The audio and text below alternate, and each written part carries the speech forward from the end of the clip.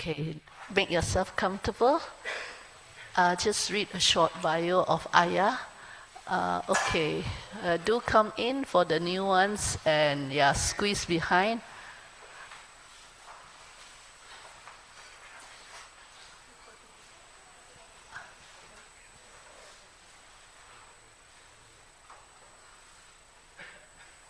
Okay, for those who don't know Ayya Upekkha, she came to learn about the Dhamma via the Mahayana and Theravada traditions of Buddhism from 1986.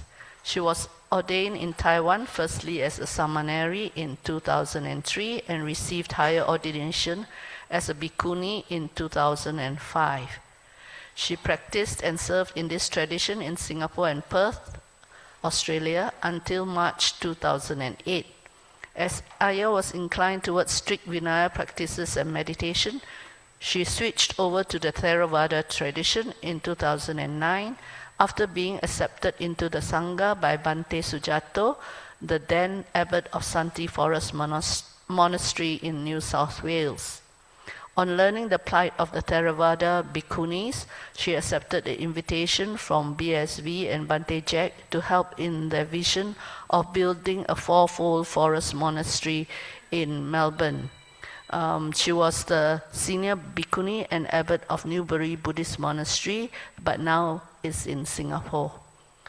So I think we can welcome her, invite her. Sis Janice. Thank you.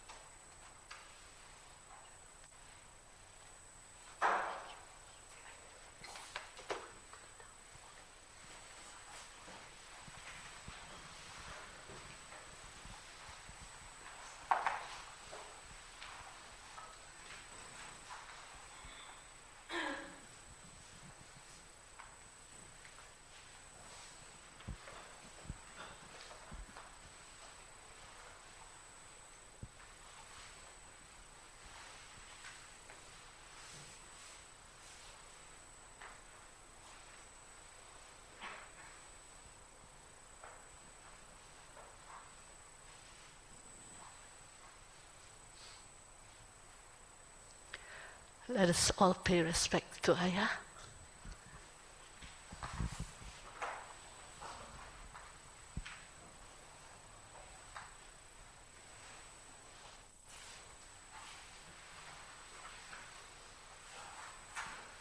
Hey, don't take it off. Don't take it off. Put it back there. Just turn it. Just turn it. Just push it. Yeah. And then pull it down like this.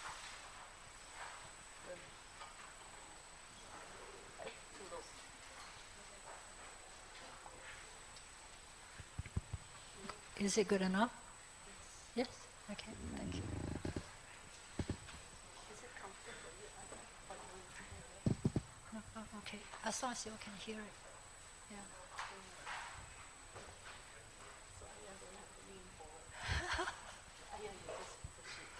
Okay. Treat it like my lollipop. Okay, is it okay? I think should be. Okay. Closer. Okay, so I'm supposed to give the 3 refuges and 5 precepts, okay.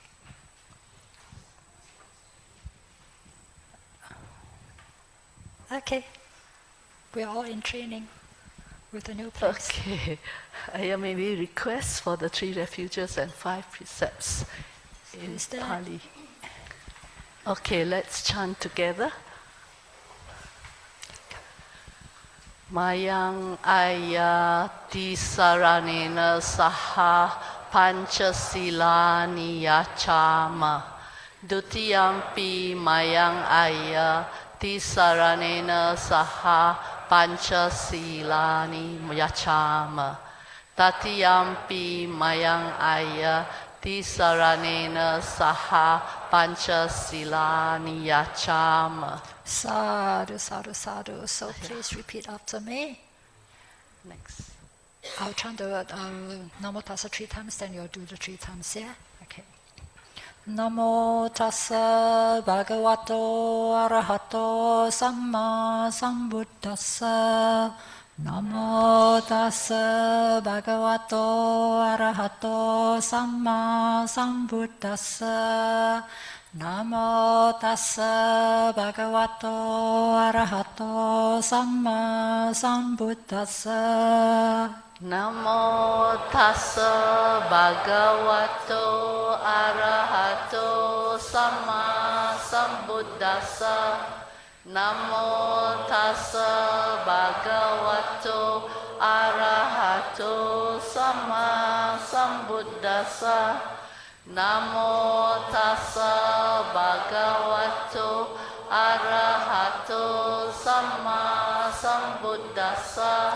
Buddhang Saranang Gacchami. Buddhang Saranang Gacchami. Dhammang Saranang Gacchami. Dhammang Saranang Gacchami. Sanghang Saranang Gacchami. Sanghang Saranang Gacchami.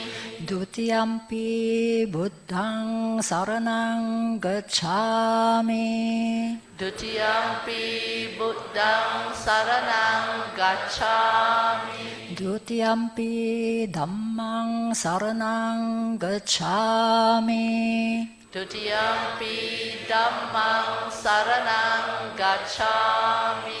Dutiyampi Sanghang Saranang Gacchami. Dutiyampi Sanghang Saranang Gacchami. Tatiyampi Buddhang Saranang Gacchami. Tatiyampi Buddhang Saranang Gacchami. Tatiyampi Dhammang Saranang Gacchami. Tatiyampi Dhammang Saranang Gacchami. Tatiyampi Sanghang Saranang Gacchami. Tatiyampi Sanghang Saranang Gacchami. Saranang Kamanang Nittitang. Amma Ayya. So now we do the 5 precepts in Pali.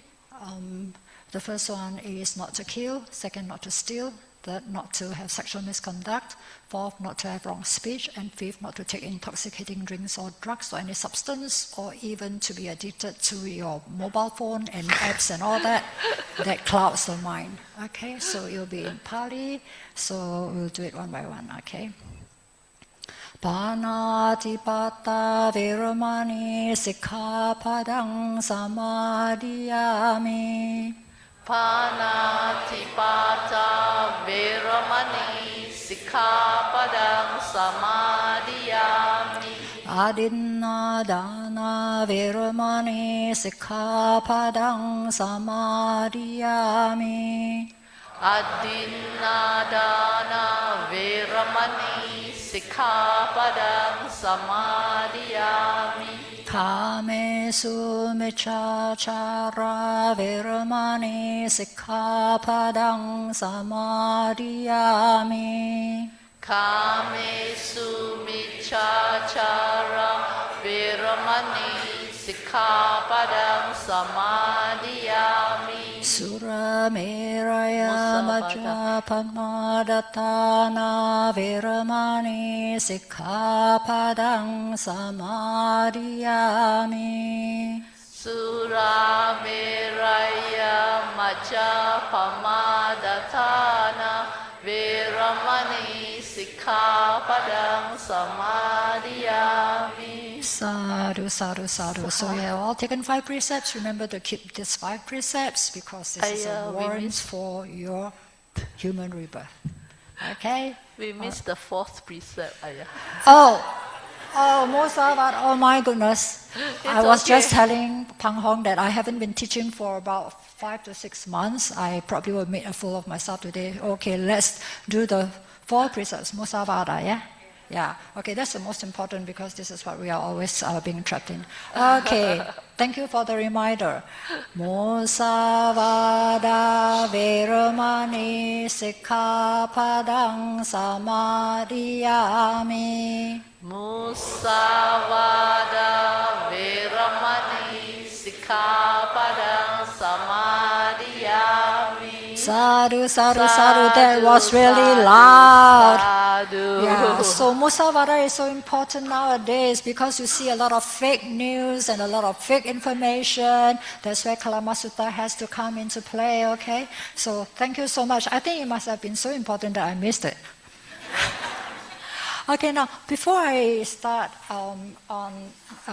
giving you a guided meditation, I just want to explain that I am actually suffering from a lot of weather conditions over here, and you probably will see me tearing. I'm not crying, and you probably will see some discharge. Please tell me if you see discharge. It could be white or streamy. Otherwise, I'll be like Qigong, but I don't have Qigong's psychic power. So if you see anything like that, just let me know.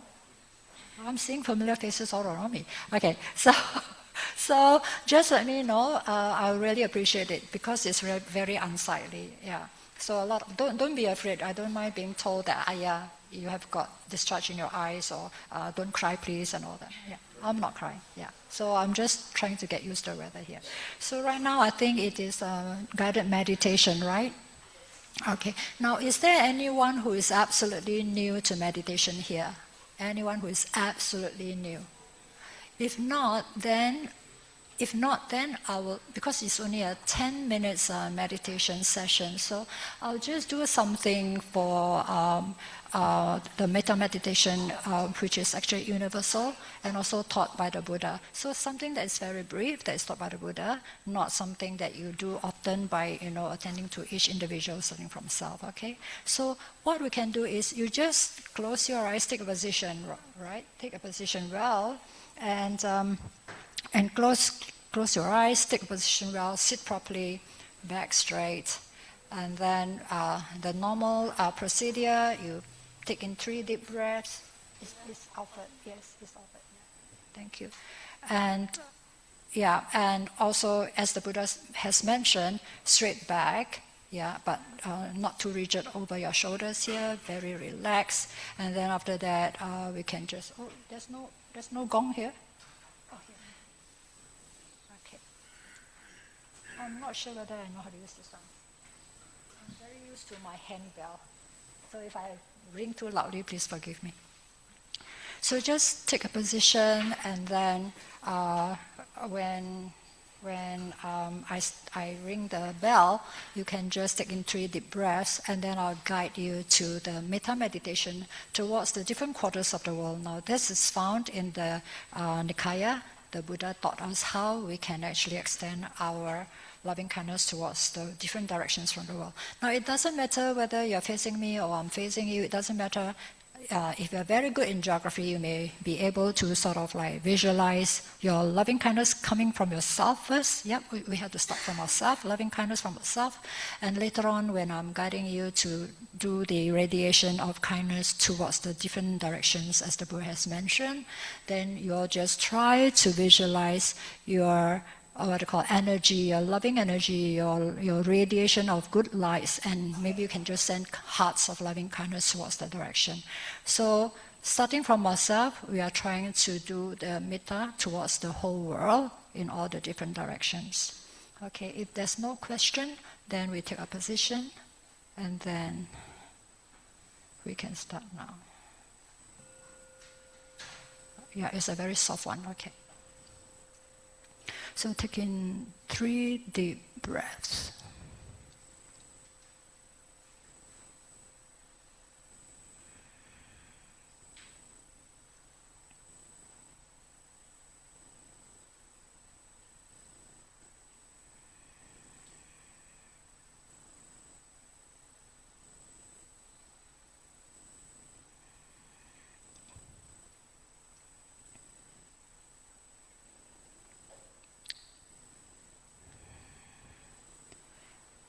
If you're ready, let us send metta to ourselves first, yes?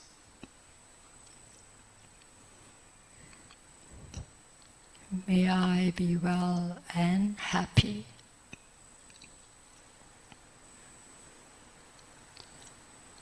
May I be free from suffering, free from sicknesses.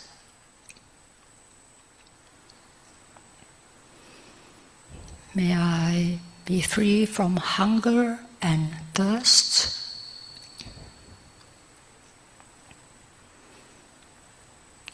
May I be free from conflict and harm.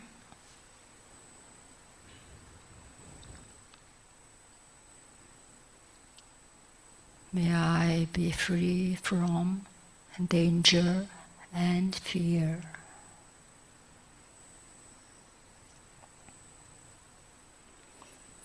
May I be free from greed, hatred, delusion, ego, doubts, wrong views.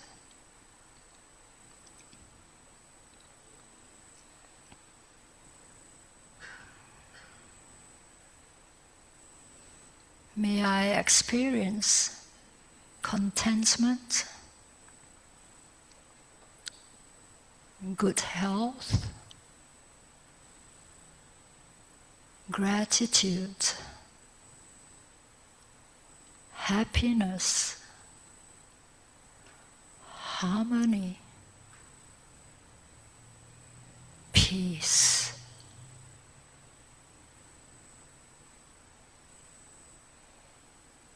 May I be well and happy.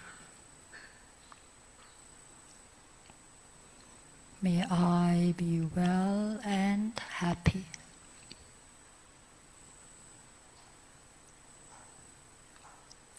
May I be well and happy.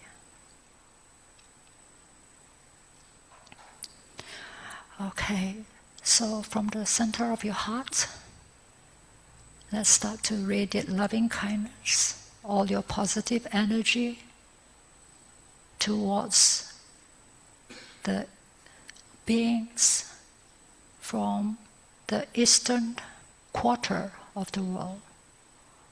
All beings, whether seen or unseen, known or unknown, near or far away, born or to be born.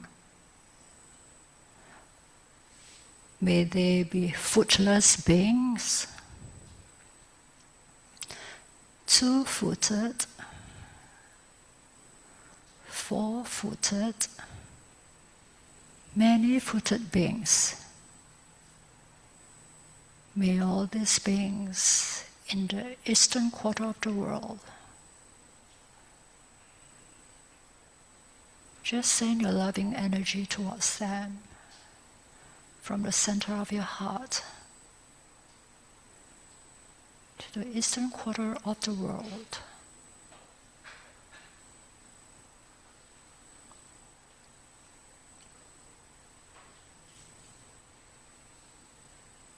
Spread as far as you can get, reaching the universe if you can.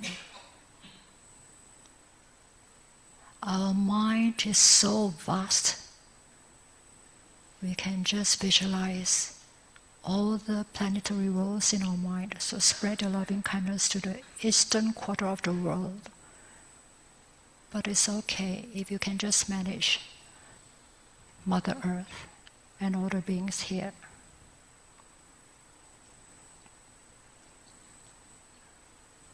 So while the light and loving energy is shining there in the eastern quarter, come back to the center of your heart and send all your loving energy, loving kindness to the western quarter of the world.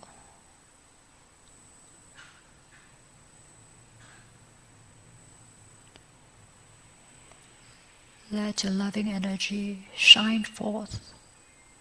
Send all your hearts of loving kindness towards the western quarter. Likewise to all beings.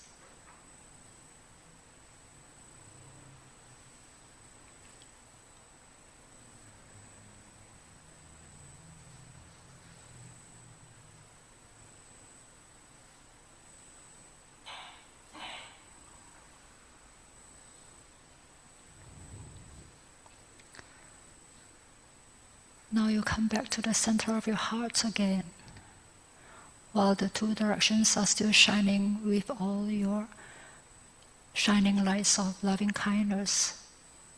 We now extend our metta,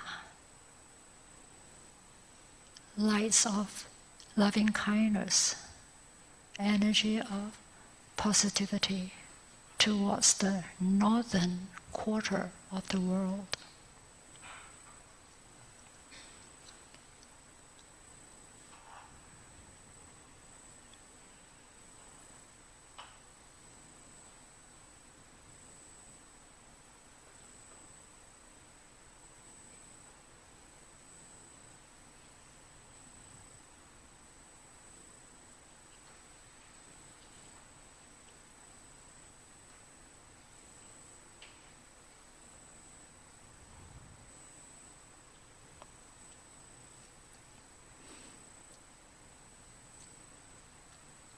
Let all the lights of loving kindness and energy of loving kindness shine forth in those three directions. And you bring your attention back to the center of your heart again. And we radiate the loving kindness towards the southern quarter of the world. Let it spread and shine forth. Light up all the four quarters.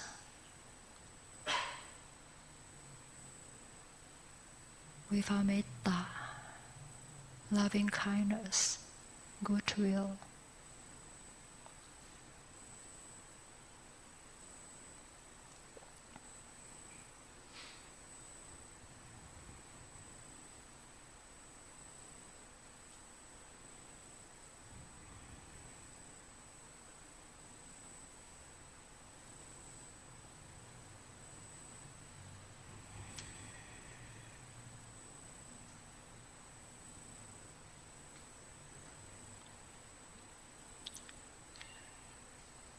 With the four directions shining forth with our loving kindness and pure lights, let us bring back our attention to the center of our heart again and radiate loving kindness to the beings inhabiting the upper hemisphere of the world on Mother Earth.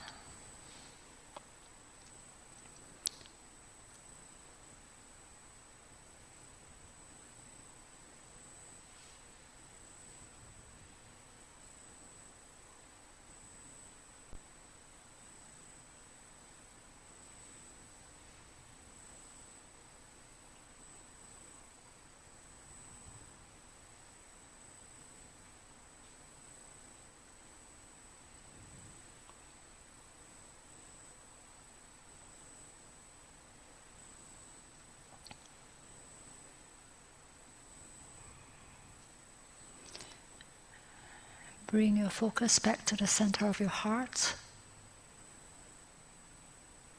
and radiate loving kindness, energy and light to all beings in the lower hemisphere of the world.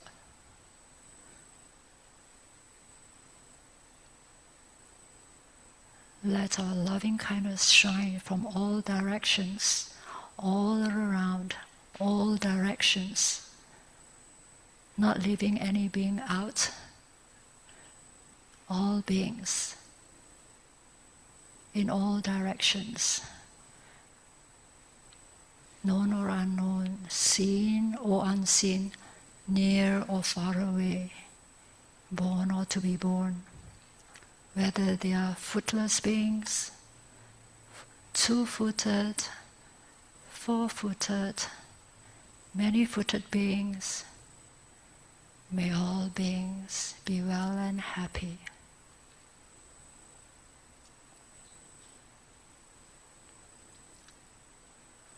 May all beings be free from suffering.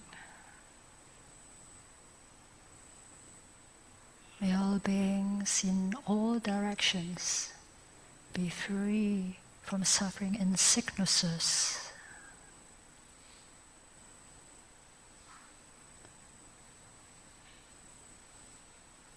May all beings be free from hunger and thirst.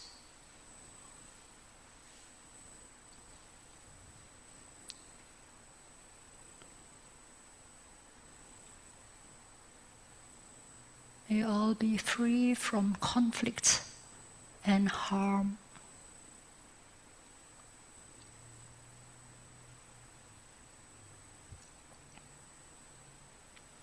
May all be free from danger and fear.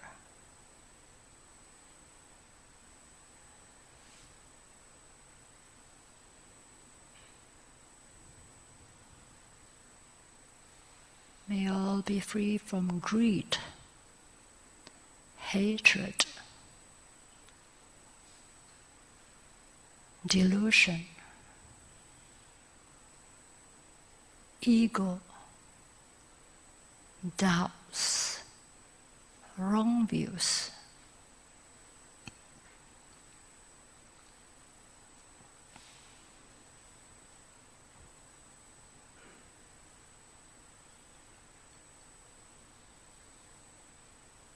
May all beings be contented.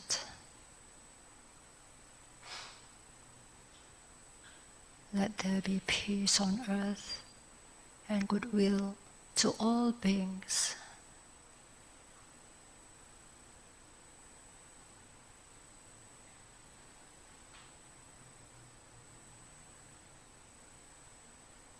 May all have good health.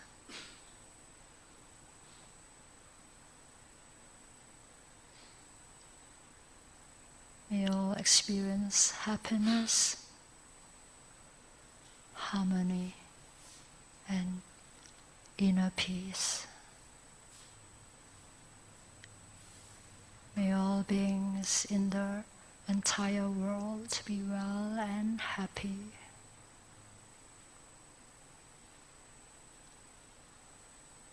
May all beings in the entire world be well and happy.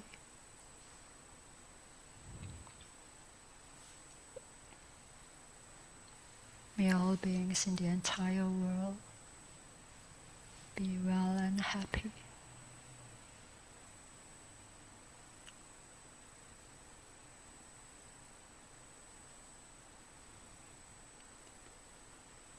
You can come back to your breath with an open heart that we have done metta to the whole world with joy in the heart.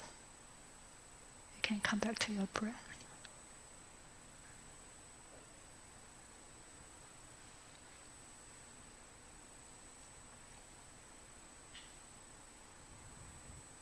Experience the joy in the heart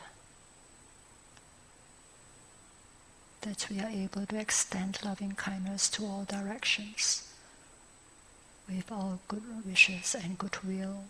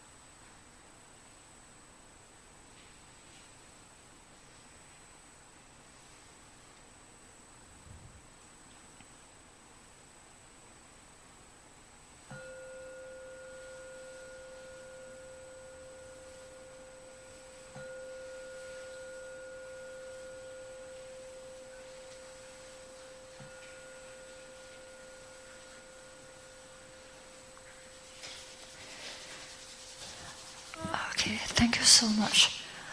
This is something that I do every day first thing in the morning, because realizing that there's so much people suffering in other countries, going through wars and all that, going through hunger, conflicts, harm, danger, fear. This is the least we can do for others. We can't stop the suffering that is ongoing in the world, but at least with the energy that's being sent out from within our hearts, I hope that it can actually bring more peace and stability to more and more people. In fact, I do have the wishful thinking of including in my morning meditation that may the world leaders of the world, may they not declare war, may they give rise to compassion and not inflict so much suffering to so many people. It just doesn't make sense. Yeah. So this is something that we can do. It is actually good within us to be able to start sending out all this loving energy from us, because every little thought that we have for goodwill will affect others. Yeah. So I am sorry, I have no idea what time it is now. Oh, the clock is there now that I see, but it's a bit dark. Yeah? So, is it okay if I start with my talk now? Yes, Ayya. Okay. Okay, so the clock is there. I was looking around for the clock. It was too dark just now. Yeah. Okay, thank you so much. Okay, now, so in the morning when you are doing, or whether you do it in the daytime or whatever, you can do metta meditation to the whole world, and then you can actually direct them to specific people that you may want to send loving kindness to, or some people may need some special energy from you. You see, all our positive energy will have an impact on others, but we have to have the positive energy within ourselves first. And this is the reason why I thought that with the opening of the year, perhaps we can actually open with a topic which is based on gratitude and forgiveness, because I'm quite sure, as I've heard, that most organizations during New Year's Eve, they will actually have a little kind of ceremony where people will reflect on what happened and throughout the year, what they should let go of, and who are the people who have helped us and supported us. We have to be so grateful to all of them. Yeah. So just in case not everybody has gone through that practice, which is very useful actually, not just making resolutions, because resolutions sometimes can change, but to have that mind of gratitude and to have that mind of forgiveness is so important for us, especially if we want to be Buddhists looking for freedom from samsara, because we have so many prisons and traps within ourselves. Likewise for us monastics too, right? It doesn't mean that we're shaven-headed and wearing the robe, we are already pure. No. We also have to go through that kind of practice and training to purify our mind. Just as the Buddha has mentioned, I was just talking to Pang Hong and friends that most religion, almost all religion, will tell us not to do bad, to do good. But Buddhism, Buddha's teaching, purify the mind. Yeah, purify the mind. And that is something that's most important. Most of us actually are doing a lot of good deeds for good karma, good blessings. But if we really want to be peaceful and happy, we have to practice purification of the mind. That is most important. And that is what the Buddha's teaching is all about. Purification of the mind. Yeah. A lot of things is mentioned in the Dhammapada and all that. Things are all mind-made. Whether one is grateful or one is angry or whatever, it's all mind-made. Yeah. So today I thought I'll borrow this opportunity to maybe discuss a little bit in more detail about gratitude and forgiveness. So gratitude, there are some suttas that is found in the Nikayas, but from my research, I haven't found any particular sutta that the Buddha uses the word forgiveness. If you all have, please let me know. Yeah, but I know that in our Vinaya rules, forgiveness is so much emphasized by the Buddha, and I will try to introduce some of them later on. But first, I'd like to talk about gratitude. Okay, so let's see here. It was so funny, when I was actually doing this topic, I was looking at some kind of news, because I really need to familiarize myself with what is happening in Singapore now. And suddenly there's this quotation from someone called Roy T. Bennett, who is an author known for his inspirational quotes in his books. His bestseller is The Light in Your Heart. And he was also saying that gratitude is a magnet for miracles. A grateful heart draws abundance and joy into life. I can't agree with him more. When we have a grateful heart, a lot of things open up for us instead of a fault-finding mind. So this is something. And then the other day I met with Sabrina and Ying Ching and Winnie from Melbourne, who came for a visit. And she handed me something from Ayya Santa. She makes some games. I think she designed some games, which is based on forgiveness and gratitude. I was like, whoa, I'm looking at gratitude and forgiveness lately all this time, so it is quite something relevant that is used for today's talk. Yeah, okay? So, okay, I got the program here. I think I can take that away. Okay, so with gratitude and forgiveness, we actually can face our life, whether with difficulty or adversities or whatever. We always have challenges in our life, including as monastics, right? We can actually face it with more equanimity and clarity of mind, yeah, and also to find more peace, yeah. So in the sutta, I'll just quote the suttas first. I managed to find a few.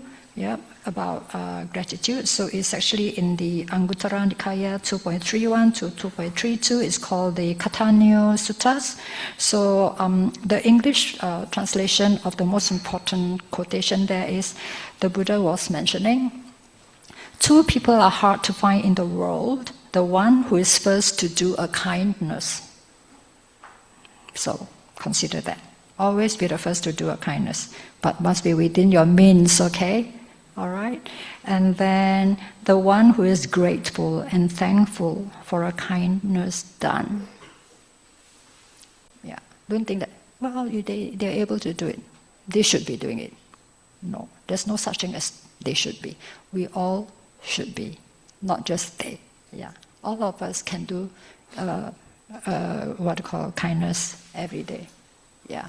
Yeah, don't worry whether you're a housewife or somebody who is doing a job outside or whatever you're doing. We are always doing dana every day. For your family, for the people around, you know that sometimes dana is being done by us every day without even spending a single cent. Yeah. So the people who are actually receiving end may think that, well, this is your duty, you have to do it. No, be thankful that you have someone to do dana for you. And the one, like for us doing dana, we also have to be thankful that there's someone who is able to receive our dana. It is reciprocal. Okay? So in the Kathānyo Sutta, the Buddha has mentioned these two kinds of people, hard to find. All right? So of course, I think you all have been reciting the Mangala Sutta. So in verse 8, the Buddha did mention, I think it's the 25th blessing of the 38 blessings of Mangala Sutta, where the Buddha mentioned that besides respect, humility, contentment, right, gratitude, which is called Kathānyutta, yeah, and timely listening to the teachings, this is the highest blessing, gratitude. So that was mentioned there too. Okay. And then, of course, in the Sigalovada Sutta, right, a son or daughter should care for his mother and father, showing gratitude.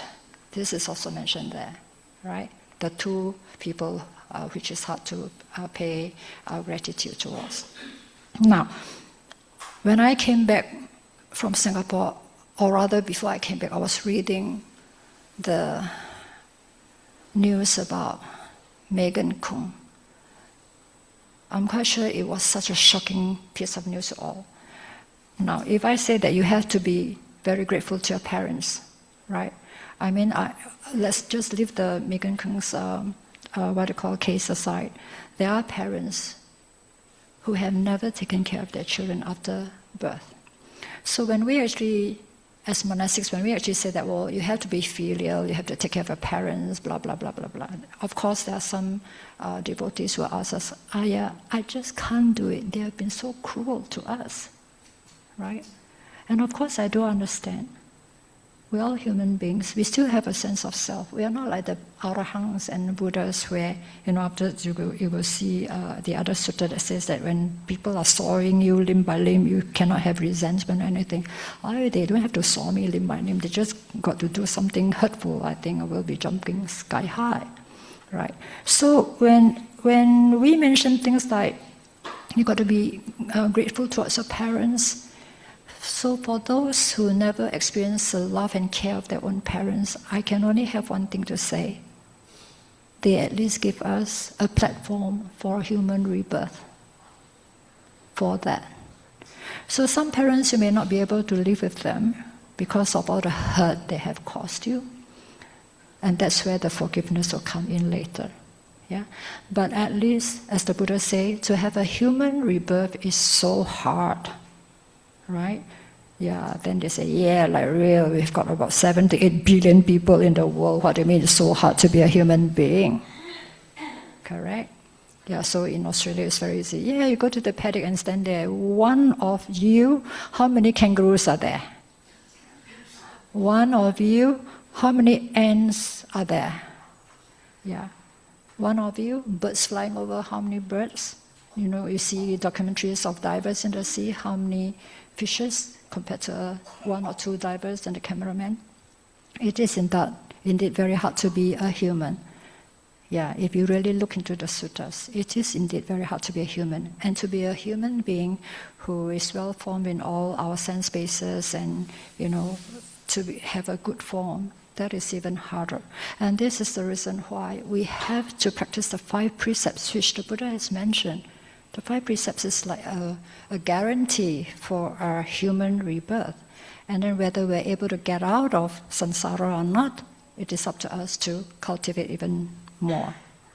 Right? And what is cultivation? Cultivation is getting rid of all our unwholesome habits. Right? So once we get rid of our unwholesome habits, the goodness of our hearts will surface. Yeah.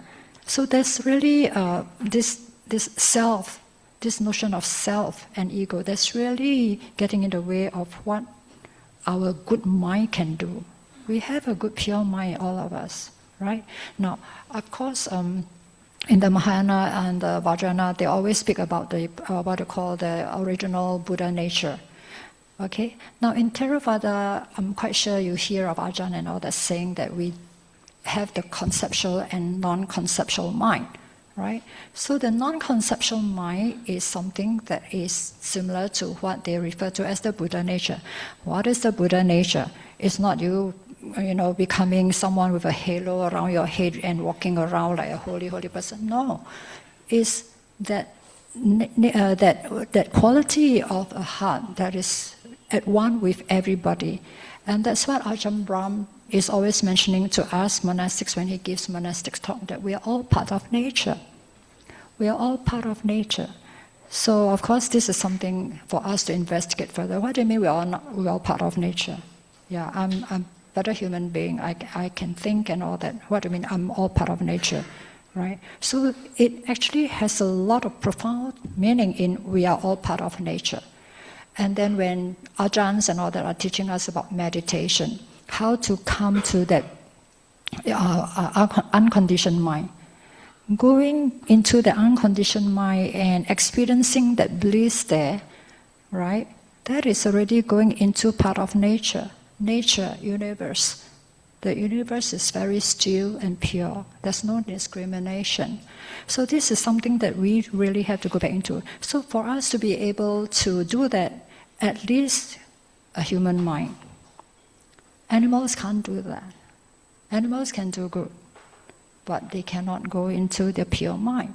And this is the reason why the Buddha has mentioned that we must try to maintain our human birth until we become fully awakened. Okay.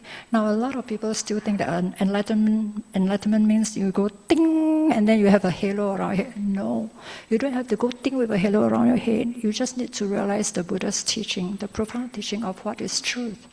What does the Buddha really want us to understand? And that's found in the Four Noble Truths, right?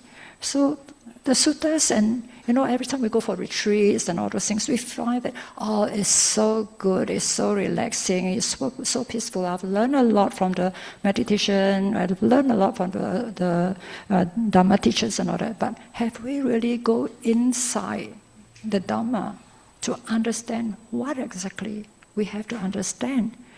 Of course, as a working person or as a housewife or as a family member, you just go for a retreat. It feels good because it's so different from your norms of life, a different kind of life, so peaceful.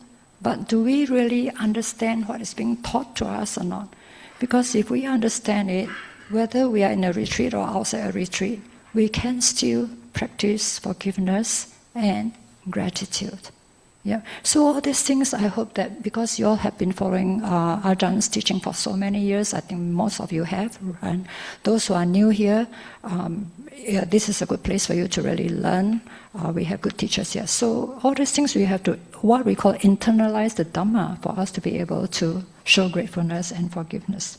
Okay, now the other one, of course, as I was saying, that is the one about the parents. So for those of you who have bad experiences with parents, look, even for monastics, okay, those who wanted to be trained as monastics, right?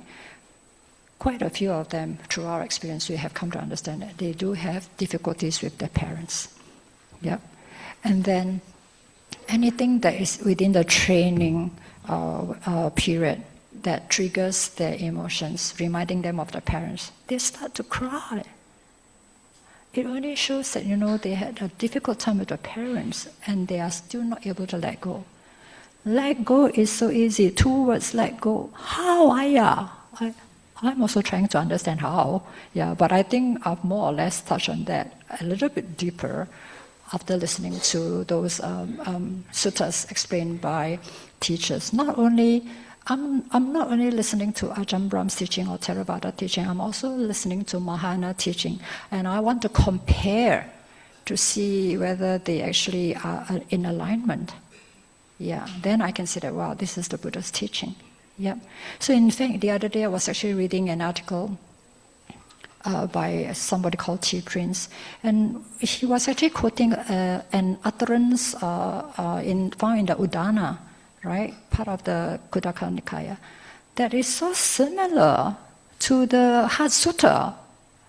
I was so shocked because everyone said, the Heart Sutta, we can sing it or whatever, blah, blah, blah. It's so nice and it's very profound, but profound in what way? Do we understand it? So all these things we have to investigate. That's why we have to have investigation of the Dhamma, which is part of the factors of enlightenment. Okay, now, as I say, forgiveness, letting go of anger or resentment.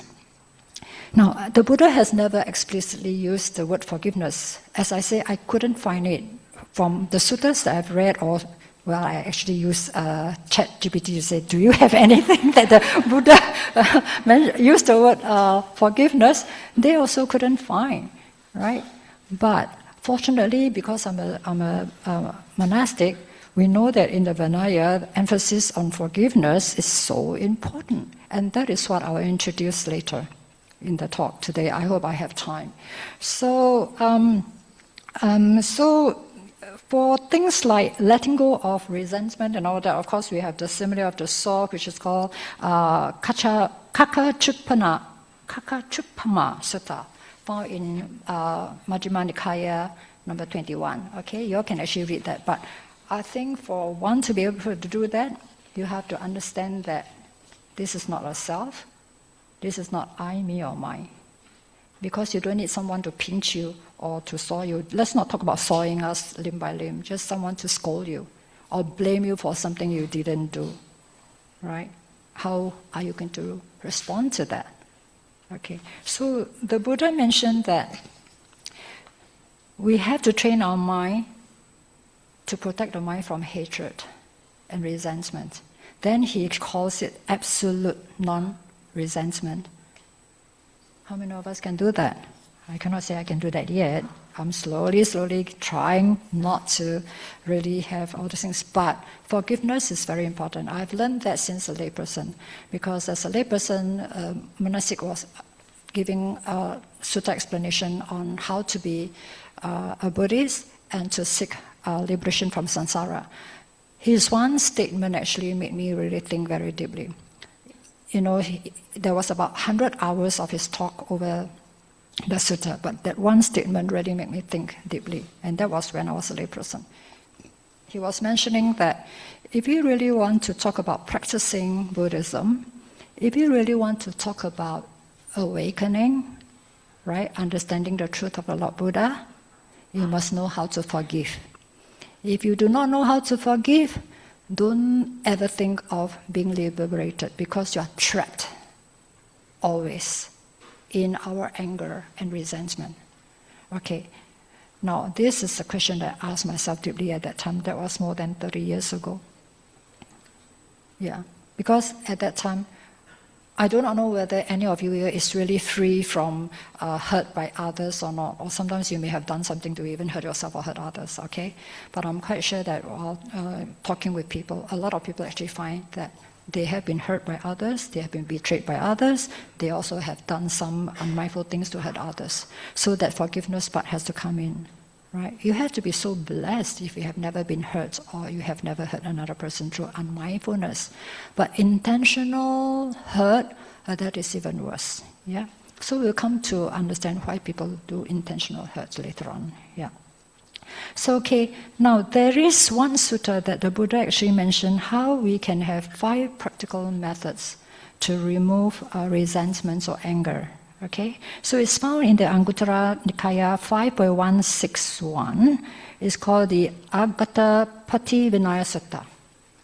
Okay, there are 2 parts in that sutta, but this one is the one that mentions 5 methods how to get rid of resentment. So first, you must have loving kindness. Do you think we have perfect loving kindness? No discrimination. I only send my loving kindness to those who are near me. They are my family, my friends, those who have hurt me. Yeah. What is loving kindness? Loving kindness is like the sun and the rain. Yeah. The sun will shine on every householder's area. The sun will come up, shine from the peak of the mountain, slowly come down. Right? The rain will not just rain, this is a good family, I rain here. The family no good, I stop raining there. The family good, I rain there. No, same. Sun and rain, they are nature. Nature is forever fair and just. Okay, so are we able to train our mind to that? This is something that we as monastics have to really, understand. We don't just wear the robe and shave our head and give Dhamma talks and then we call ourselves a monastic. No, we have to come to a realization of what the Buddha's teaching is all about. A lot of you can give teachings. I'm quite sure of that, right? But the realization of what the Buddha's teaching is all about, that's the most important. Okay, now, loving kindness and compassion. Yeah? So compassion, I think most of us will have compassion, right? We always feel our heart shaking when somebody else is actually suffering, and we always wish that we actually have some ideas how we can alleviate the suffering of the person. Yeah? So again, all these things have to come without discrimination. And then of course, the third one is about equanimity. Yeah? So equanimity, actually, in short, it means that we are not swayed by the 8 worldly winds, especially the negative ones, especially the ones on being blamed, right? Being blamed for things we haven't done, or being scolded and all that, okay? And of course, the 4th one is to understand that whoever does anything unwholesome to us, they are the heir of the karma. Likewise for us too. Now this is something hard for a lot of people to really let go of, because sometimes they can take it so seriously that I'm the heir of my karma. I've done something bad to others. I can't forgive myself. I probably will fall into a lot of hardships because of this bad karma. Now this is something that we also wish to address. Okay? Yeah. So I'll try to do that later on with the other document. And then also to let go of our fixation on fault finding, yeah, and not to be perturbed by the faults that has been inflicted onto us or we onto others. We have done something wrong, but it doesn't mean that we have to cling on to it all the time. The Buddha's teaching is letting go. Not dwell in the past, not dwell into the future, but dwell in the present moment, right? So this is so important too. That's why Buddhism is very profound, it's very scientific. It's very scientific, right? So these are things that we have to understand. So of course, needless to say, we have the Metta Sutta.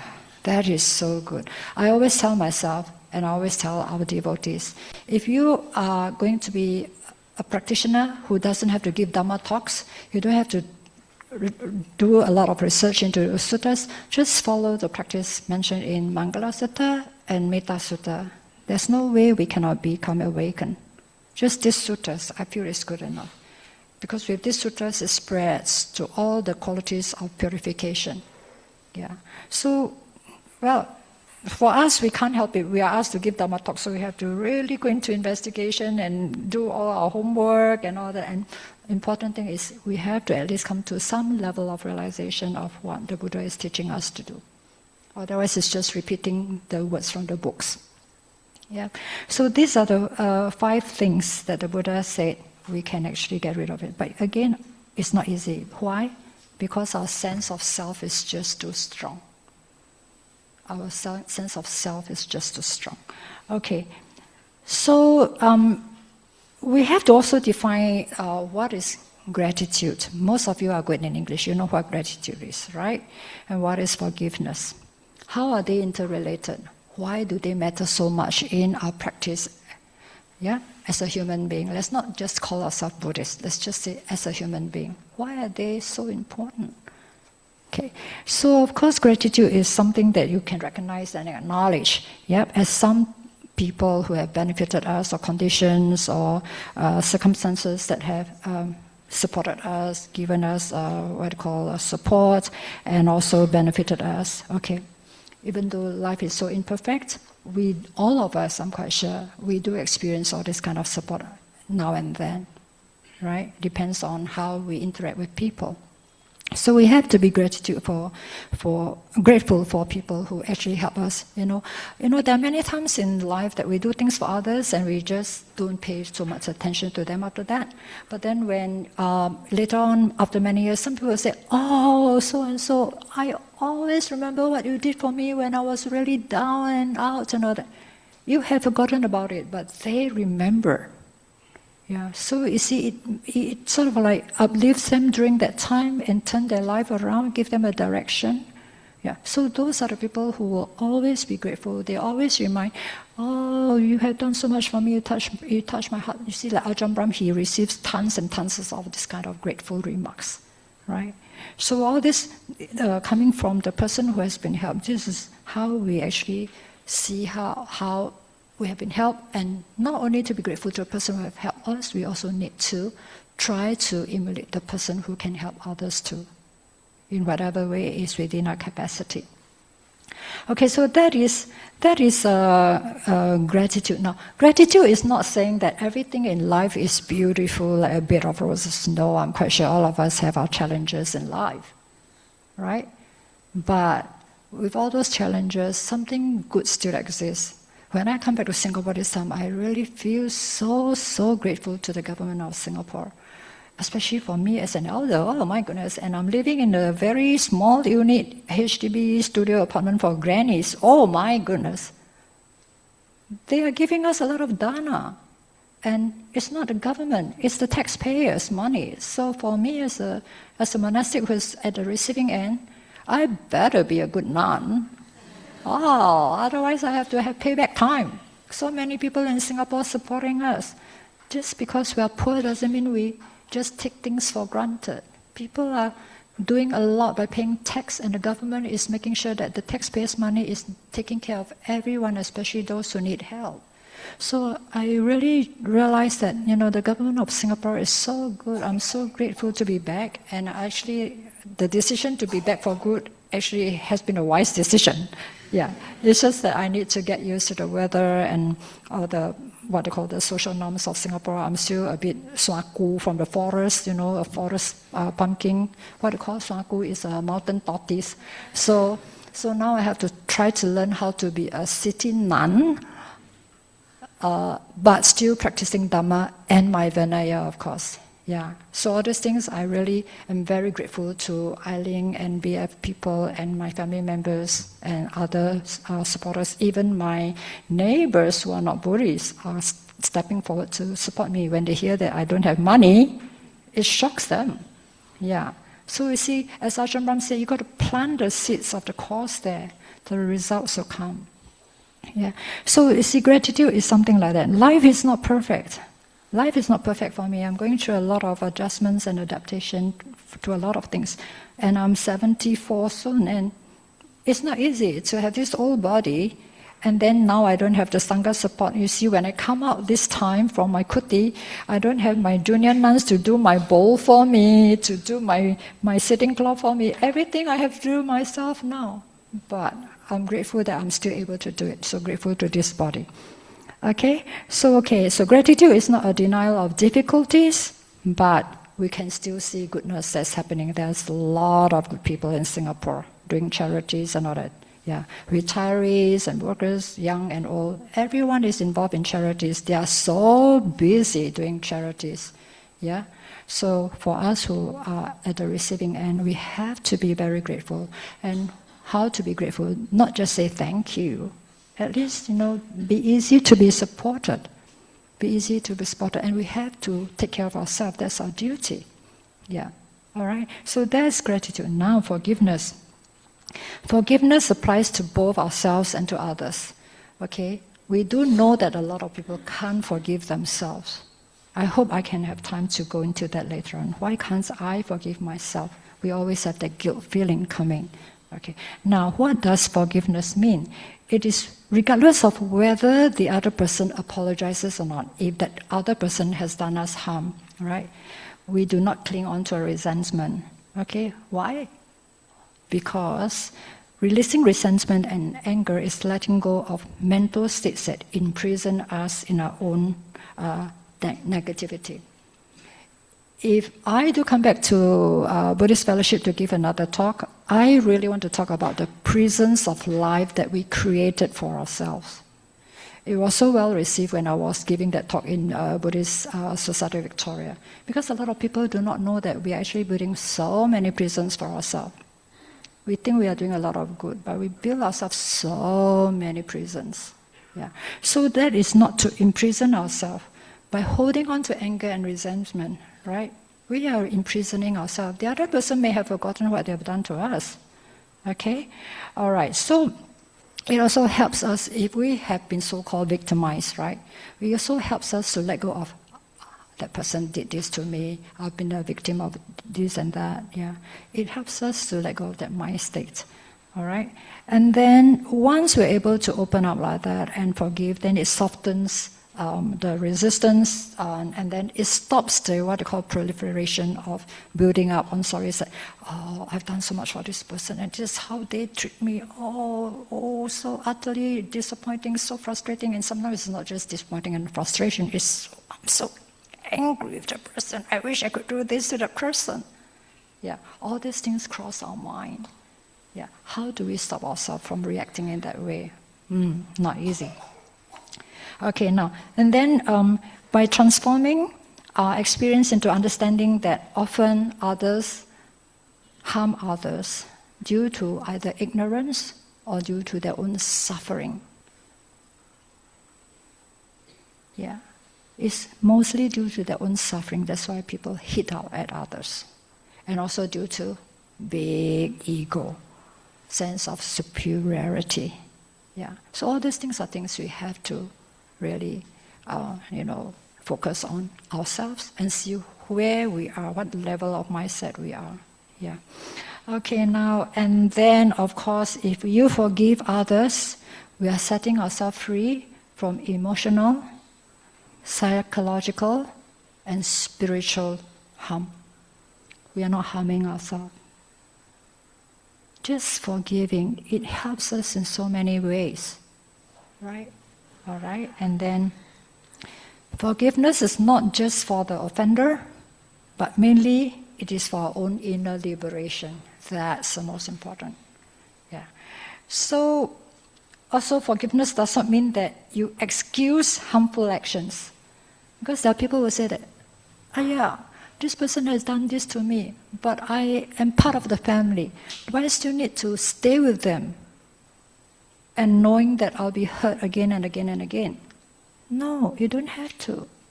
You don't have to allow yourself to be in a situation where you know harm is coming to you, unless you're a child who can't protect yourself.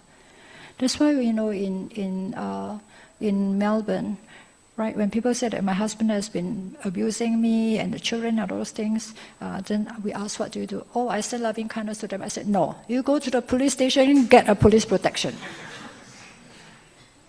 You can send all the metta to them. It's just like Buddha, his metta is perfect. How come Devadatta wants to kill him? Can you stop them from killing him, from hurting you? You may have the metta, but they are not receptive of metta when their mind is so distorted and impure. So, Buddhism is teaching us to be practical people, not idealistic people. Okay? So all these things, yes, we are, as monastics, we say, you go get a police order. You protect yourself and your children. What are your children learning from an abusive father? Right? So, same thing. That's why in Australia, when the monastics see a child having bruises or whatever, or we see that psychologically they are not happy, we will try to see whether they have been abused by emotionally, verbally, or physically, right?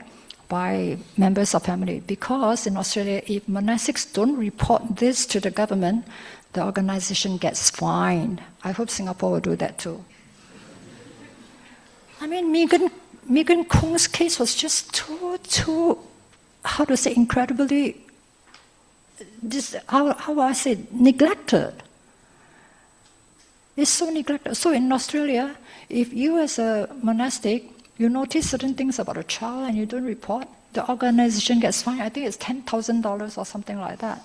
Yeah, and then we have to send our committee members to go for classes. We have to go for classes to identify family violence and abuse. Right? So forgiveness doesn't mean allowing yourself to be open to further abuse, okay? All right? Seek help. Right. So especially for children, when we see a child being abused, right? Please help them. Help them. So, and then the other thing that most people will say that, yeah, it's very hard to forgive and forget. I may be able to forgive, but I can't forget. Of course you cannot forget lah. Our mind is always remembering things. This is what we call our mind. Our mind is so big and so vast and so fast, and can do lots of things. It's like an architect of our own existence and future, and architect of a lot of things. That's our mind. Our mind is so powerful. You think you can force your mind to just forget something? Of course, there are certain people who are triggered by certain traumatic experiences and they forget. But I believe they're all seated right inside the subconscious, or what do you call it? Yeah, subconscious, or even the very deeper state. Yeah. So sometimes in English we call unconscious, subconscious, and conscious. So the unconscious is what the Mahayana will refer to as the Alaya consciousness, the eighth consciousness. But of course Theravada, they don't talk about that. So they actually store all the impressions of our experiences in our life, and they can just surface any time. Right? So it doesn't mean that you can forget. You see, life cases. One of our trainees wanted to become a nun, but she went through, I think I've spoken this before, she went through a very traumatic experience with a group of drug syndicates. Oh, what time am I supposed to finish? Okay, anytime. Because I haven't gone to the most important forgiveness thing. So she has gone through a traumatic experience and she thought she was recovered. She went for psychiatric help, everything, right? She thought she recovered, so she wanted to become a nun. So that was before we moved into the forest monastery. We were in the suburban, Sangamitarama near to BSV. Within a few months, she started to cry, to tremble, and all those things, with so much emotion coming to me to say, Ayya, I'm so sorry. I thought I've got over it, but I haven't. I'm reliving every moment of those experiences. That is how tricky our mind is. That's how tricky our mind is. So how can you forget? You may say, I choose to forget. Never mind, I'll block my mind out. I'll force myself to block out all my bad experiences. I will forgive you, but I'll block myself from those experiences. But you haven't forgiven because you are still hanging on to those things. If you can forgive whatever has happened to you, you're able to talk about it without emotions. You learn from it. Learn not to do what others have done to us or what we have done to others, right? Whichever way. But if you think that you can forget, no, it's impossible to forget. Our mind doesn't just let us forget. When you sit in meditation, a lot of times you can remember a lot of things that you may not remember during daytime, right? So this is so important, okay? So don't think that you can just forget anything by will, okay? And then the other thing, of course, is continuing to, not to allow yourself to continue associating with those who persist in harming you. Okay, all right, so these are the things. So I will quickly go through it because I think time is passing so quickly. So how gratitude and forgiveness are interrelated. So I'll just read through the notes here. I think it's easy to understand. So gratitude and forgiveness support and nourish each other. When we cultivate gratitude, the heart becomes lighter and more open. You can experience it for yourself, okay? So when the heart softens, humility arises, all right? And forgiveness becomes possible, okay? Generally speaking, it is possible. It's whether we want it to happen or not. And when we recognize how much support we receive, despite our imperfections,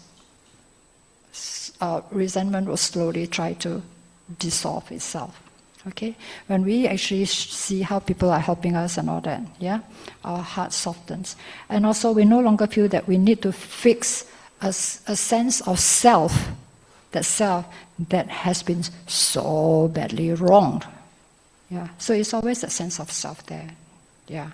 Which is actually the victim, not the culprit of being of treating us as victims of so-called all this kind of harm. Yeah. Okay. Now, in Buddhist practice, forgiveness is not about denying pain. It is also about letting go of mental formations that bind us to suffering. And if we do not forgive, the past repeatedly lives in the present. Every time, you see, the person may have hurt us once. Yeah? Ajahn Brahm always reminds us that. The person may have hurt us once. Every time we think about it, we hurt ourselves all the time. The more times you think about it and you are not happy with it, you hurt yourself again and again. Now, this is where it is connected to how you got to let go so that your mind is pure. That's called purification of the mind, because we are holding on to all these hurts and we keep on hurting ourselves. Okay, so when we forgive, we release ourselves from this vicious cycle, and then forgiveness is actually considered as an act of wisdom. Okay, so we recognize that clinging to resentment, it only deepens dukkha, suffering. Isn't it true? Every time you think of something that is unhappy, you will suffer. You will definitely suffer. Even the other person may be gone far, far away or maybe pass away. You still remember what that person has done to us. So you hurt yourself every time you think about it. That's why forgiveness is liberating oneself. Not only just for the other person. They may not be able to be there when you want to forgive, but you forgive them so that you liberate yourself. So that is important. Okay, so why is gratitude and forgiveness so important to us? So we have to look at the benefits. All right, so gratitude shifts the mind from fault finding to seeing the larger picture. As Ajahn Brahm says, don't look at my 2 bad bricks, look at my 98 good bricks. Yeah, that is his famous story. And then forgiveness frees us from the burden of anger that imprisons us, that was mentioned just now. Together, they cultivate peace, clarity, and healthier relationships. It's just like, just 2 days ago, somebody came and said, oh, my sister said this to me, I felt so hurt. Why did she do it to me? We are sisters. And so she started crying and all that. Yeah. So all these things, right? You just harbor it inside yourself. It hurts you so deeply. Whereas your sister may have already forgotten what she said to you. Right. So because we cling on to it, we hurt ourselves over and over again. So of course, the gratitude and forgiveness, actually, they support mental and physical well-being, and they also foster personal growth and uphold spiritual and moral values. Okay? So at the same time, we have to acknowledge that there are difficulties, right, to practice forgiveness and gratitude. Okay? When life really hurts, when someone is really hurting you all the time, you cannot feel the gratitude. And it's hard to forgive at that time also. Okay? So you have to understand that forgiveness can only happen, okay, but it will take time to heal. Give yourself time. Okay? So we cannot minimize or eradicate suffering unless we see the Dhamma in its deepest sense. This is the most important. Yeah, we cannot minimize or eradicate our suffering unless we see Dhamma in this deeper sense, especially understanding anatta, non-self, and that suffering is actually mind-made by ourselves. Suffering is really mind-made. The thing may have happened once before, but we keep on making them happen to ourselves all the time. That's really very foolish, as the Buddha would say, right? And then it's also because we have a very strong sense of self. That's why we say, that person hurt me, this self. If we really think of this as what our teachers always tell us, it's just a process of body and mind, body from the 4 elements, and then mind from feelings and what we call perception, mental formation, and consciousness. If we can break them down like that, we're just part of nature. Then there's no who is hurting who.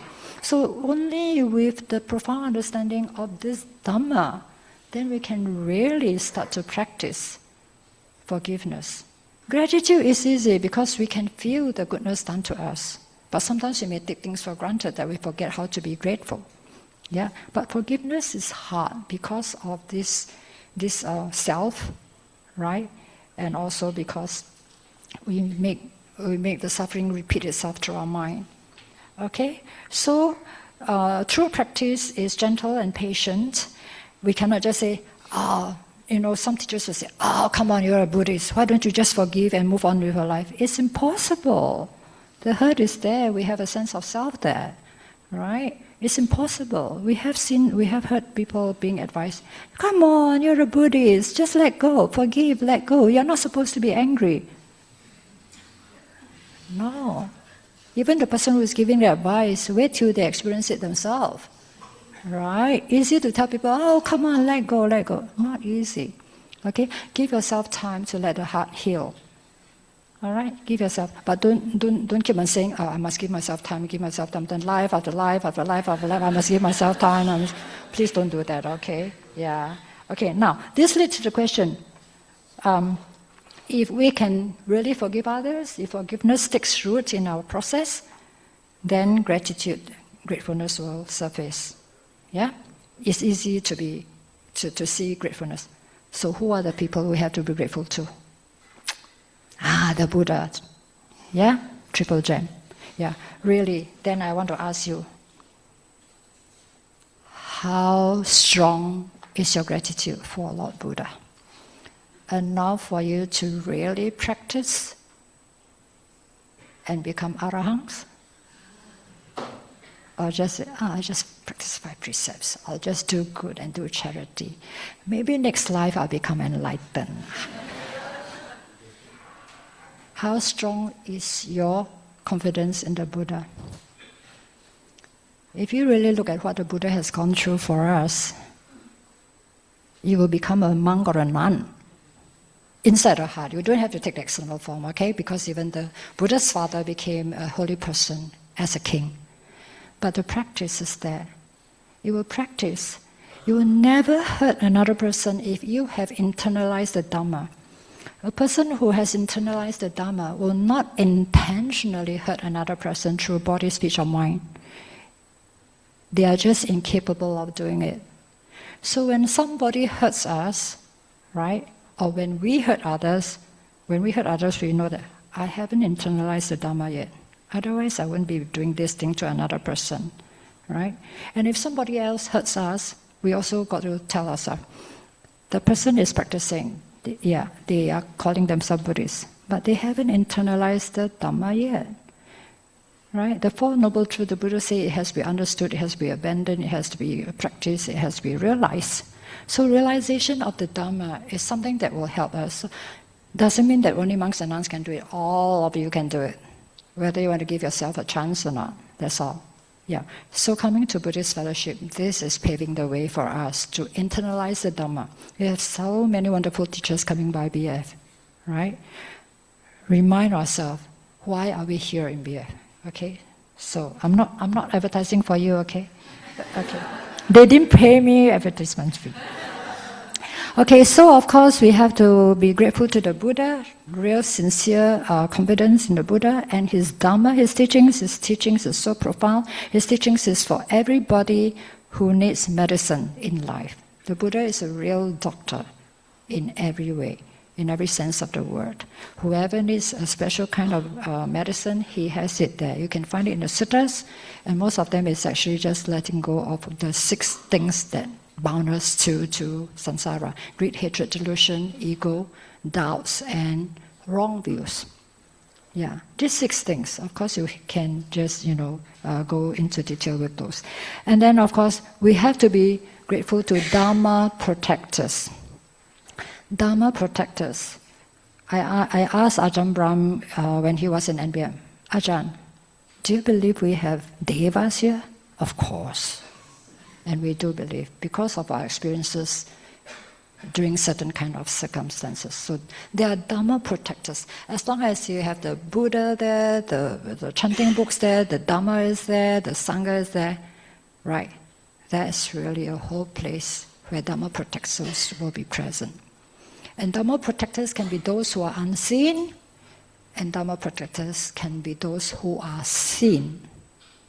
Each one of you is a Dhamma protector if you follow the path and encourage others to do good, practice the Buddha's path. Okay, so we have to be Dhamma protectors. All right, work with Dhamma protectors. So please don't work with Maras. Okay, all right. And then, of course, the other one we have to be grateful for is our country. In Singapore, my goodness, as I was telling Pang Hong and friends just now, when I come back to Singapore, I realize, my goodness, I'm like in heaven, except the climate is a bit too hot. Yeah, so many things done for us. Almost everywhere you go is under sheltered walk path and all that. My goodness, you don't even have to carry an umbrella. I carry one just to make sure I don't fall down because I'm quite old and losing my balance. Yeah, but it's so beautifully crafted, the way the government is taking care of all the people. Right. So we have to be so grateful that we are in a country where there's peace, security, stability, work for people, and social welfare systems for those who need and all that. My goodness, it's really like heaven. A lot of people told me that Singapore is like heaven. And this time, of course, coming back for good, I realized that, wow, it's really true.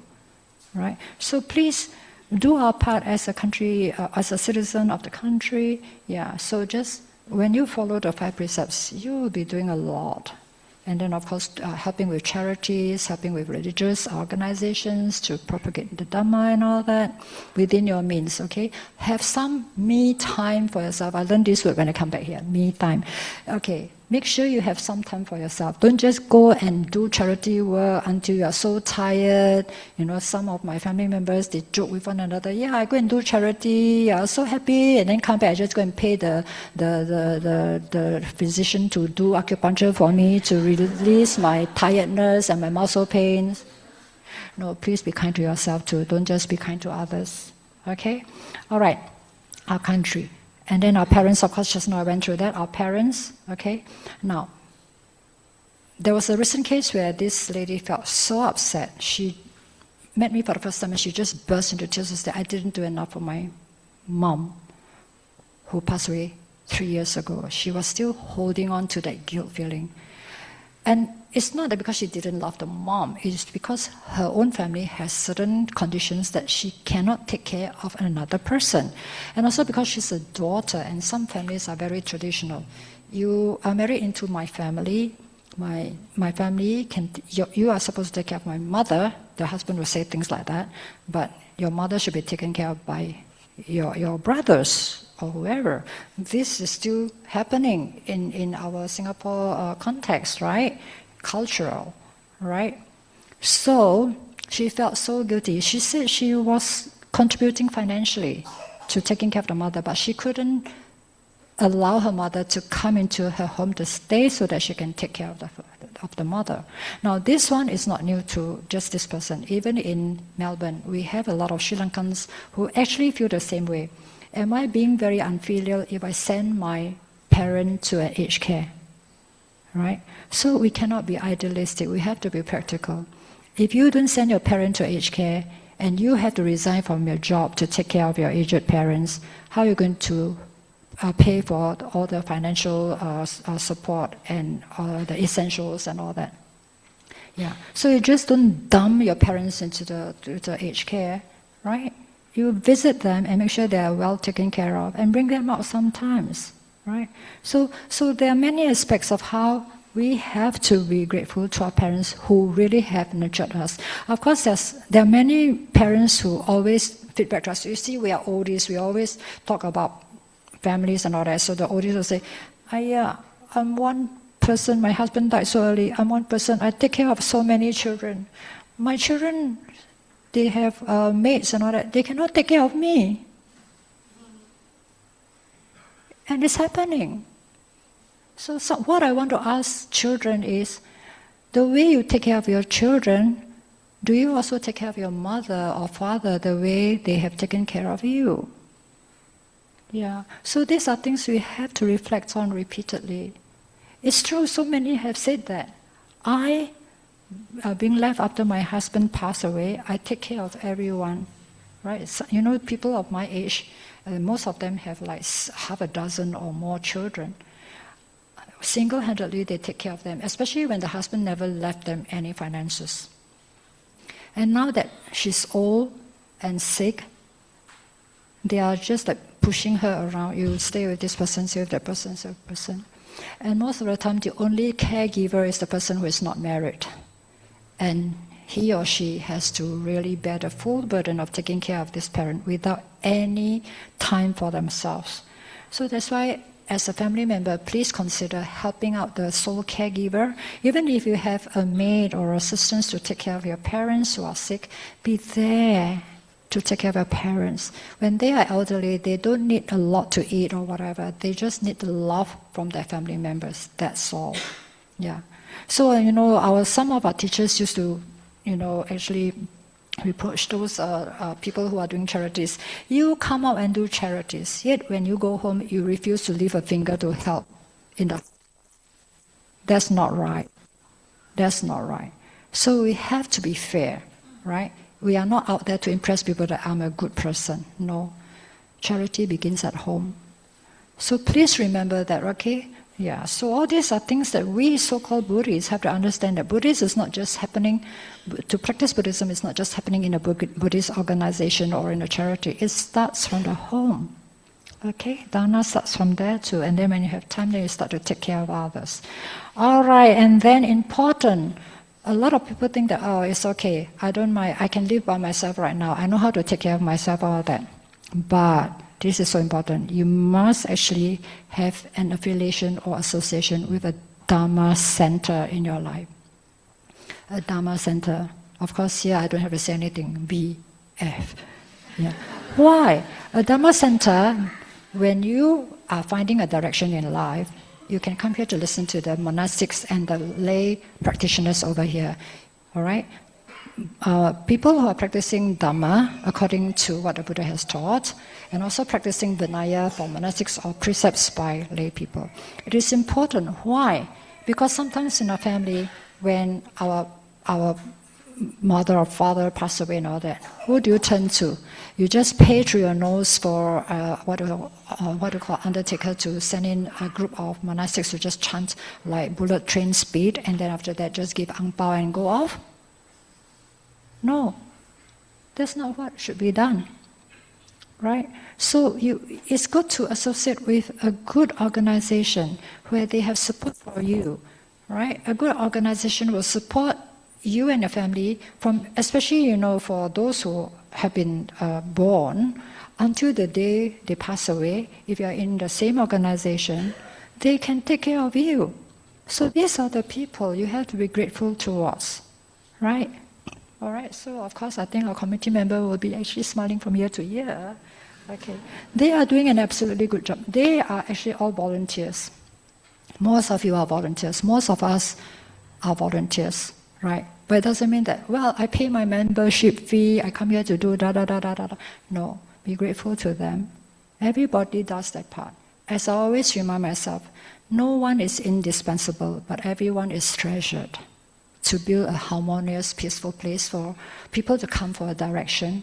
And even if they just come here and sit into reflection, a place for them to come, instead of going to the bar or to whatever you have out there, yeah, a little quiet place here for you to come and sit and seek peace and solace. Why not? So remember, it's very important to be grateful to have a place to go to, right? And then, of course, to sentient beings, right? To all sentient beings. Now, I think many of you will agree that I used to ask our teacher, why should I be grateful to those beings who have not treated me well? Why? Yeah, I mean, when I was a layperson, our teacher said you have to be grateful to all sentient beings, right? So of course there are a lot of beings who have supported us, including, those insects in the ground who is trying to, fertilize our vegetables and all that, all sentient beings, right? There are many things that we are not knowledgeable about, but when you actually understand more, then you understand that a lot of sentient beings are helping one another for the whole system, right? And then why be grateful to a person who has not been good, even a murderer and all that? Why? Why do we need to be grateful to them? Because they are teaching us not to do what they have done. That's the answer. Those who teach us to be good, follow them. Those who teach us not to do what they have done, we don't follow them. So they are also our teachers. Okay, now, before I miss out this chance, I'm going to read this very quickly. Okay, so in the Vinaya, of course, the Buddha places very strong emphasis, okay, on acknowledging our own faults, okay, not others' faults, yeah, not pointing, and asking for forgiveness, okay.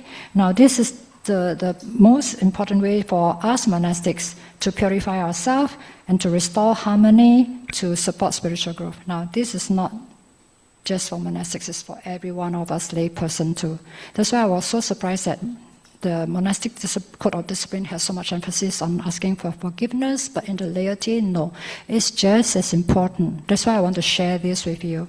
Okay, I just pick up the important points. So this is, asking for forgiveness and acknowledging our faults is not about guilt or punishment. Most of us will feel guilty when we do something wrong if we have a standard of morality within us. Some people don't really care. I don't think I have done anything to you. It's just because you are so sensitive, that's why you feel hurt. Correct?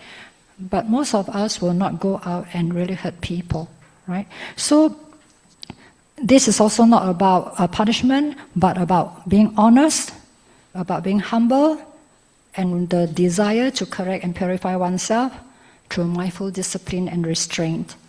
Okay, asking for forgiveness. And before you ask for forgiveness about for yourself or for others, you must know you are asking for forgiveness for what fault that we have transgressed, right? So of course, in the monastic, central teaching, every time Uposatha Day or outside Uposatha Day, when we actually commit an offense, right, a monk or a nun, we will ask another, depending on the severity of our offense, most of them, I think most of us monastics are pretty good. We don't really transgress those very heavy, like parajikas or sanghadisesa and all that. Those are very heavy offenses.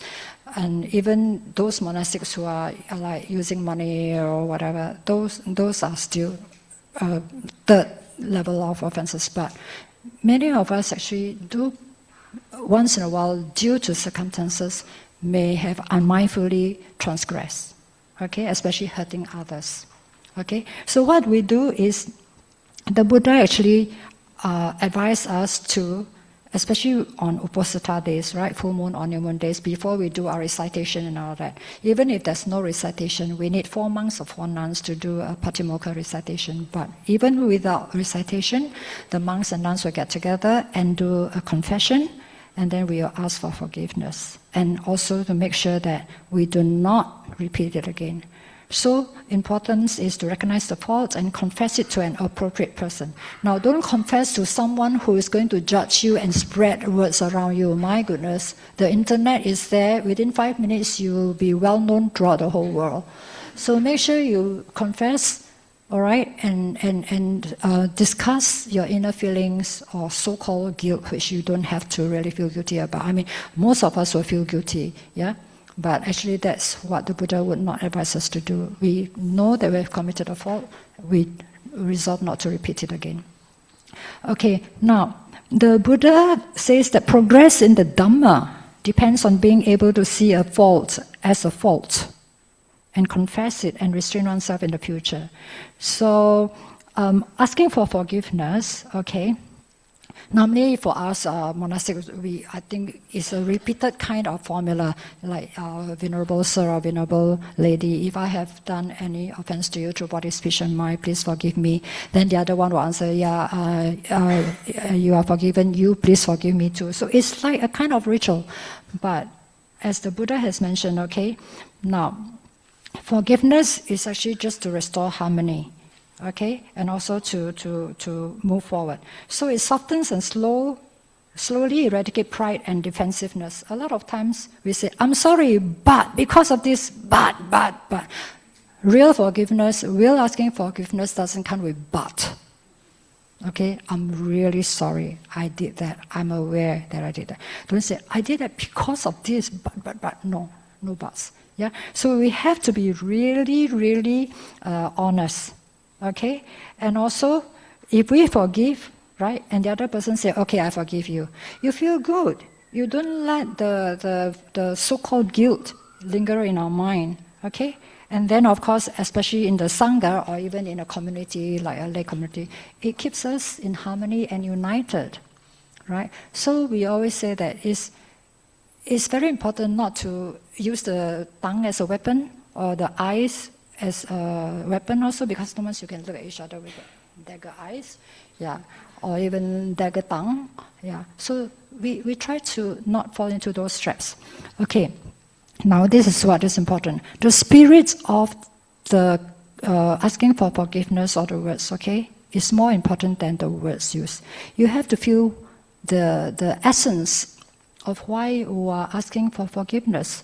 Even for yourself, if you want to forgive yourself, right? A lot of people cannot forgive themselves.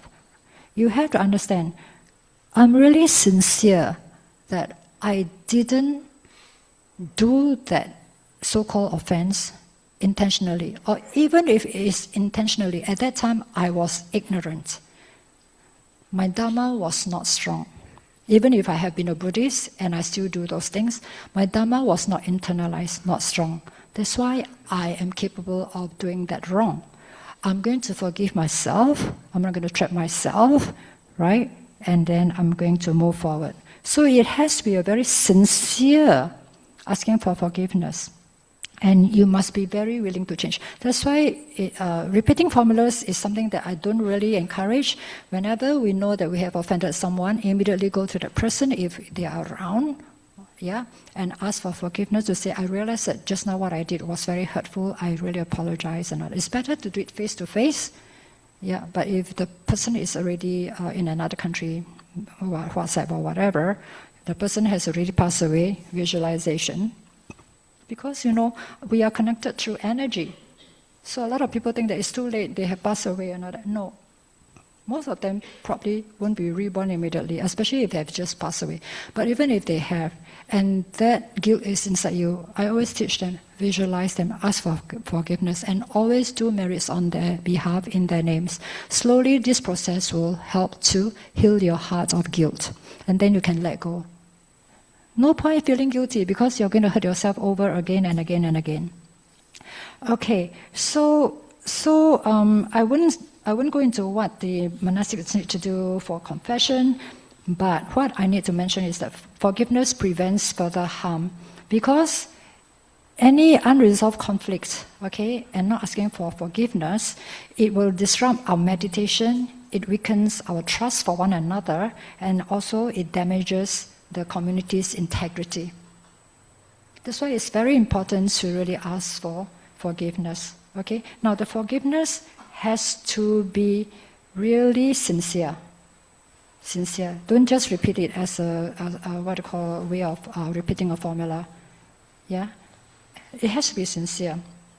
So asking for forgiveness is not self-blame, okay? It's not about self-blame. It is actually a kind of what you call non-judgment. You are not judging yourself. You discern. You see, judging and discern is different. Discern means you know what is right, what is wrong. Judging is whether right or wrong. I don't think positively or negatively about that action.